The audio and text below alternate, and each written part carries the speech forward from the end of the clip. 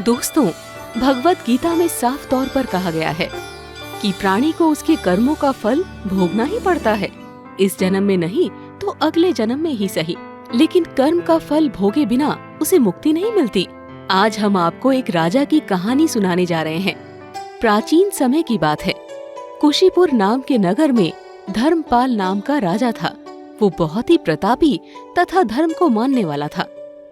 एक दिन उसने अपनी जन्म पत्री निकाली और देखने लगा कि तभी उसके दिमाग में एक ख्याल आया कि जिस घड़ी और जिस क्षण में मेरा जन्म हुआ, उसी घड़ी और उसी क्षण में अनेकों मनुष्यों का जन्म हुआ होगा, लेकिन हर कोई मेरी तरह राजा क्यों नहीं बना।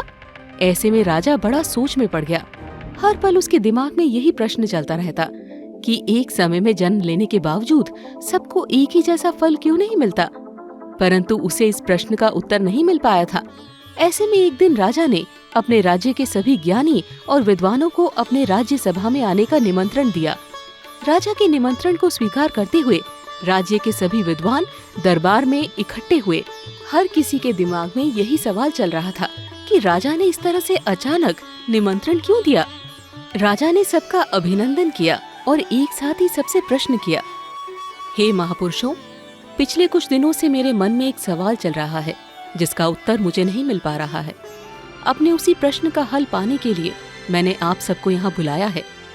कृपया करके मेरे मन में चल रहे उस सवाल का जवाब देकर मेरे व्यथित मन को शांत करें। तभी एक विद्वान ने कहा, बताइए राजन, ऐसा कौन सा सवाल है जिसका उत्तर आपके पास नहीं है और जिसकी वजह से आप इतने ज्यादा व्यथित हैं। मेरा सवाल ये है कि जिस क्षण और जिस घड़ी में मेरा जन्म हुआ है, उसी क्षण और उसी घड़ी में और न जाने कितने लोगों का जन्म हुआ होगा, लेकिन उन सब में मैं ही राजा क्यों बना, वो सब क्यों नहीं। राजा के इस प्रश्न को सुनकर सभा में बैठे सभी मंत्री और विद्वान आश्चर्यचकित हो गए। वो सब इस प्रश्न को लेकर आपस में विचार करने लगे। उन्होंने काफी गहन विचार किया, लेकिन किसी के पास भी राजा के सवाल का जवाब नहीं था कि तभी उसी सभा में मौजूद एक बुजुर्ग व्यक्ति ने राजा से कहा, हे राजन, इस राज्य से बाहर एक घना वन है। उसी वन में एक महान साधु तपस्या कर रहे हैं। वही आपके इस प्रश्न का उत्तर दे सकते हैं। उस बुजुर्ग व्यक्ति की बात को सुनने के बाद दूसरे दिन ही राजा अपने कुछ सैनिकों के साथ उस जंगल की ओर चल पड़ा। काफी दूर चलने के बाद राजा को एक कुटिया नजर आया। जब वो उस कुटिया के करीब पहुंचा तो देखा कि उसमें एक साधु आग के अंगारे को खा रहा था। ये दृश्य देख राजा एकदम से हैरान हो गया, लेकिन फिर भी काफी हिम्मत जुटाकर उसने उस साधु से प्रश्न पूछा, हे साधु, मैं आपको कोटि कोटि प्रणाम करता हूँ। कृपया करके मेरे एक प्रश्न का उत्तर दें। पूछिए राजन, क्या प्रश्न है आपका। जिस क्षण मेरा जन्म हुआ, उसी क्षण न जाने और कितने ही मनुष्यों का जन्म हुआ होगा, तो फिर वो सब भी मेरी तरह राजा क्यों नहीं बन पाए।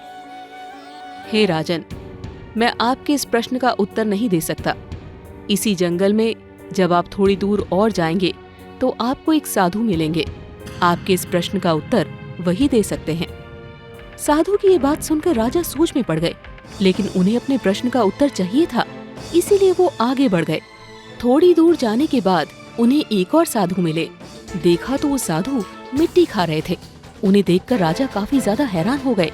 फिर हिम्मत जुटाकर उस साधु के पास पहुँचे और उन्हें प्रणाम करने के बाद अपना वही प्रश्न उनसे भी पूछा। ऐसे में उस साधु ने राजा से कहा, हे राजन, मेरे पास आपके प्रश्न का उत्तर नहीं है, इसीलिए आप यहाँ से शीघ्र ही चले जाइए। साधु की बात सुनकर राजा को अपमानित महसूस हुआ, लेकिन वो हर हाल में अपने प्रश्न का उत्तर पाना चाहते थे, इसीलिए वहाँ से आगे की ओर चल पड़े कि तभी उसी साधु ने राजा को आवाज दी। राजा फिर उस साधु के पास आए तो साधु ने कहा, हे राजन, आपके इस प्रश्न का उत्तर पास ही के एक गांव में रहने वाले गुरु नाम के लड़के के पास है। आप उनके पास अति शीघ्र जाएं, क्योंकि वो लड़का मृत्यु शैया पर लेटा हुआ है। साधु की बात को सुनकर राजा को कुछ समझ में नहीं आ रहा था कि आखिर उनके साथ ऐसा क्यों हो रहा है, लेकिन उन्हें अपने प्रश्न का उत्तर चाहिए था, इसीलिए वो गांव की ओर उस गुरु नाम के लड़के की तलाश में निकल पड़ा। और कुछ समय पश्चात राजा उस गांव में पहुंच गया और उस लड़के की भी तलाश कर ली। और फिर कुछ समय पश्चात ही वो उस लड़के के पास जा पहुंचे तब राजा ने देखा कि गुरु अत्यंत बीमार था और बिस्तर पर लेटा हुआ था। गुरु के करीब जाकर राजा ने अपना प्रश्न पूछा। तब उस लड़के ने राजा के प्रश्न का उत्तर देते हुए कहा, हे राजन, पिछले जन्म में हम सब 4 भाई थे, सोम, मंगल, रवि यानी आप और मैं सबसे छोटा गुरु। एक बार हम चारों भाई जंगल में रास्ता भटक गए। भटकते भटकते कई दिन गुजर गए। हमारे पास भोजन सामग्री भी समाप्त हो गई थी। अब हमारे पास थोड़ा सा आटा बचा था। जब हमें भूख लगी तो हमने उस आटे की रोटियां बनाई, परंतु जैसे ही हम भोजन करने के लिए बैठे कि तभी वहां पर एक साधु महात्मा आ गए। वो साधु बहुत भूखे थे। उन्होंने हमसे कहा कि पिछले कई दिनों से मुझे भोजन नहीं मिला है, इसीलिए मुझे बहुत तेज भूख लगी है। कृपया करके मुझे थोड़ा भोजन दे दो। ऐसे में सोम भाई ने साधु से कहा, अरे बाबा, अगर मैं तुम्हें रोटियां दे दूंगा तो मैं क्या अंगारे खाऊंगा? तभी मंगल भाई ने कहा, बाबा, अगर मैं आपको रोटियां दे दूंगा तो क्या मैं मिट्टी खाऊंगा? और जब मेरी बारी आई तो मैंने भी उस साधु बाबा को रोटियां देने से मना कर दिया। परंतु हे राजन, आप बहुत दयालु थे और इसीलिए आपने अपने हिस्से की सारी रोटियां उस भूखे साधु को दे दी। इस तरह आपने खुद भूखे रहकर उस भूखे साधु का पेट भरा था। आपके उसी पुण्य कर्म का फल है कि आप इस जन्म में राजा बने। आपको यहाँ आते हुए रास्ते में जो 2 साधु दिखाई दिए, वो आपके पिछले जन्म के दोनों भाई सोम और मंगल थे। सोम अंगारे खा रहा था और मंगल मिट्टी खा रहा था। और आपका तीसरा भाई मैं हूँ, जो इस वक्त मौत की सैया पर लेटा हुआ हूँ।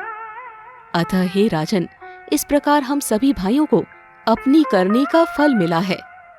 इस प्रकार उस लड़की की बात सुनकर राजा धर्मपाल को अपने प्रश्न का उत्तर मिल गया।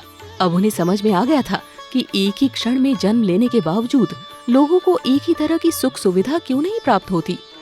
दोस्तों, इस कहानी से हमें यही सीख मिलती है कि लोगों को हर हाल में अपने कर्मों का फल मिलता ही है। इसीलिए हर किसी को हर हाल में अच्छे कर्म ही करने चाहिए। दूसरों का अहित करने वाले या फिर दूसरों के बारे में अहित सोचने वालों का कभी भला नहीं होता। जो सच्चे मन से जरूरतमंदों की सेवा करते हैं, उन्हें कभी किसी चीज की कमी नहीं होती।